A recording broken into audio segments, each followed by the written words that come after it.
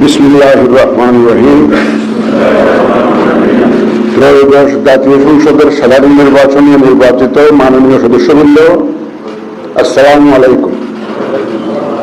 আপনাদেরকে আন্তরিক অভিনন্দন। এখন আপনাদেরকে শপথ বাক্য পাঠ করানো হবে। আপনাদেরকে অনুগ্রহ করে দাঁড়িয়ে শপথ পাঠ করার জন্য অনুরোধ করছি।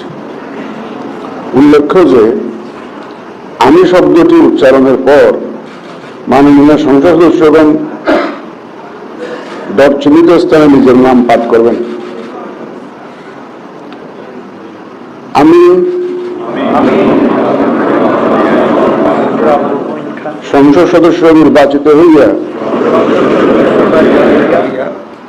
সশ্রদ্ধ চিত্তে শপথ বা দৃঢ়ভাবে ঘোষণা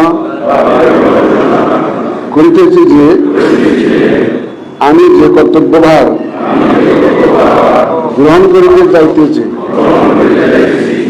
তাহা আইন অনুযায়ী ও বিশ্বস্ততার সহিত পালন করিব।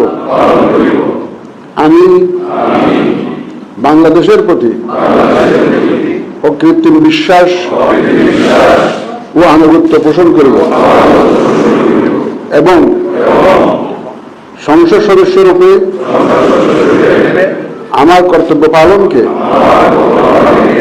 ব্যক্তিগত স্বার্থের দ্বারা প্রভাবিত হইতে দিব না। ধন্যবাদ।